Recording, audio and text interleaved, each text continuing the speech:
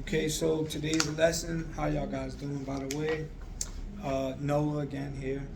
Anyways, today's lesson is going to be on taking responsibility and accountability, also having options and never letting the lead die, and pre-qualification questions since we went over it earlier.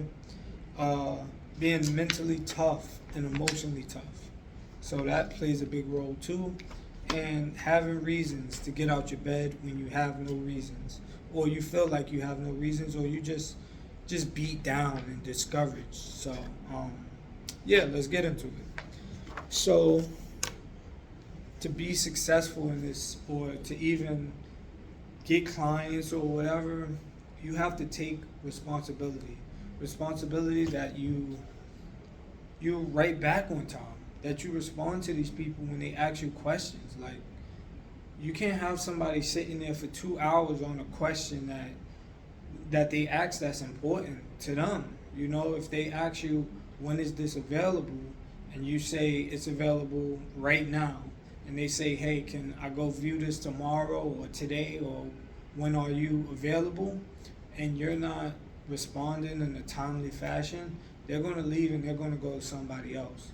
I mean, it's 1,000 agents in New York alone, thousands. So you not taking responsibility and writing them back fast is going to be a reason why you fail. Like, one of the main reasons. You got to be quick with this, because if you're not, somebody else will. Like me, I'll be so quick with your prospect that they won't even think about you again, to be honest. And that's my goal, to obtain all prospects and make them not think about my competition, because they're my competition. You don't have to go to them. I got you. Don't worry. So that's my motto. I got them. Don't worry. Yeah. So have options and never letting the lead die. So say you advertise an apartment and it's occupied, right? You always supposed to have options to say, hey, this one is occupied, but I can find you other options, or I do have other options. Would you like to look at those, or like to look into that, or see another unit? So when you go to see a unit with your client, even if you can get access, if they don't like that unit, you should be able to have another unit 2 blocks away, 3 blocks away, or however far, not too far, to go as an alternative option to that unit that's similar, so you could just switch. It's like bait and switch, but it's the right way to bait and switch. You can't do it all unorganized and all messed up, because now you're being funny. You don't want to be funny with your clients. You want to show them care, and you don't want them to have any doubt in their mind that you did some funny stuff. So also, you must show them the fair housing agreement when y'all meet, so they know this is upfront. They know who you represent, well, who represents you, what brokerage you're under. And it's always important to just disclose all information that they should know, so they can trust you. This is a part of building a relationship. And even if y'all don't close that day or whatever, still respect them. Show them kindness. Like, yeah, this didn't work out, but we can find something else a week down the line, or maybe a year down the line. Who knows if they come back to you? If they like your vibe, they'll come back.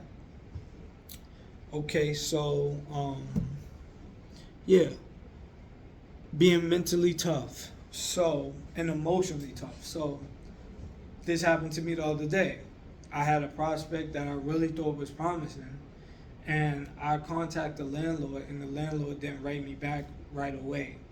He took about an hour to write me back, and when he did, he said, look on Street Easy yourself. So I guess I didn't do enough research where where it was to his liking. So he didn't want to feel like he was doing my job, so he made me look basically at his listings, and he could have just pulled them up on a computer. He made me do my job. So these building managements and these landlords are not going to do your job for you. You have to do your job.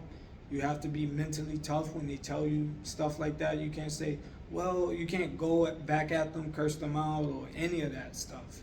You have to be emotionally intact, mentally intact, and be able to get through all these obstacles that's not to your liking. And nothing's going to be to your liking.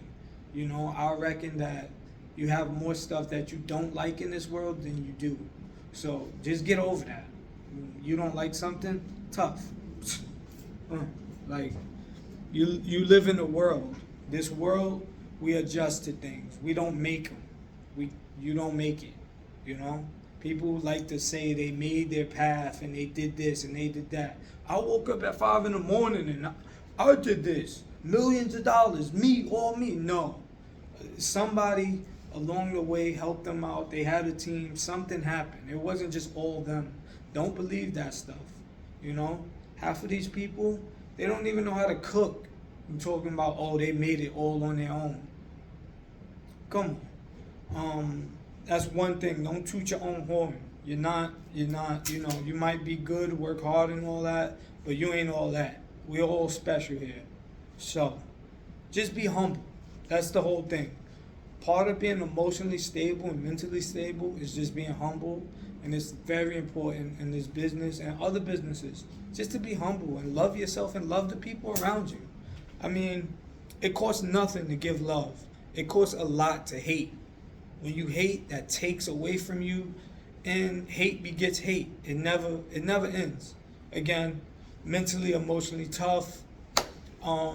Be in control always. Have reasons. Again, sometimes we're not emotionally tough enough or mentally tough enough, or we just don't feel like it. You know, getting out of the bed, going, because I live in Jersey, so I don't feel like going from Jersey all the way to the Bronx at 8 in the morning. No. But do I do it? Will I do it? Will I continue to do it? Yes. Yes, I will. Because I have reasons. I have a father. I have sisters. I have nieces, nephews. I have myself that we all should care for ourselves a little bit more. And if you ever had something that you feel like got taken away from you prematurely because you did something that wasn't smart, then you have a reason. You've got something taken from you. Something has gotten stolen from you. Whether you stole it from yourself, whether you blame your aunt, your uncle, whatever, you got something stolen from you and you need to get it back. Same with mental health. If you date a person that takes away constantly and you always feel like you're damaged and you're the wrong one, you got something that got taken from you and you need to get it back. You need your emotions back. You need to get yourself back, just your confidence and your overall well-being and who you were before you met that person. Because sometimes we think a person is literally the reason why our life changed and the reason why we're successful and the reason why we feel so good and we love that person. We love this person. Love yourself first. Love God. Love God first. Love yourself second. Love everybody else after that. Because if most of the time, if you don't got nothing to give, they're gone. You know, most of the time you only have people because what you giving out, they could take. Not to say they're selfish, but we do things for each other, I guess. You do things for people, they do things for you. And if somebody can't provide something or bring something to the table and you're always bringing something to the table and they're just not doing anything, they have no value. And like, what good is that to you? So, yeah, always have reasons and always be able to pick up for your losses. Because you will take losses, you will suffer. It's how you rebound from them things. And I'm only talking about this because this is going to help you in your career or whatever. There's going to be many days that it's going to rain. It's going to rain harder than hard. You know what I mean? Like, worse. You're going to feel worse than you ever felt. Anybody talking about you, big ears, big eyes, big feet, ugly, fat. You're going to feel worse because it's going to be you saying that to yourself. You know what I mean? Oh, I'm so stupid, or I'm so this, and I can't help anybody. What good is that? If you're unraveling, who can you help? So you have to get these things together. You know, you have to have on the spot timing when it comes to smart and quick responses, because that's important, people. That's important, and that's a part of being tough too, because sometimes you'll let somebody else lead because they talk better than you, or they stand whatever with more confidence. So that all goes to show who you are and how tough you are. If you're a broker, you have to stand up. You have to represent your client, and you have to be confident and mentally tough.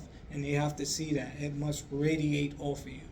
So, with that being said, thank you guys for watching. If you stayed to the end, if you didn't, hopefully next time I could pique your interest where you stay to the end. And yeah, so I'm grateful for your time. Have a great day, and I'll see you tomorrow.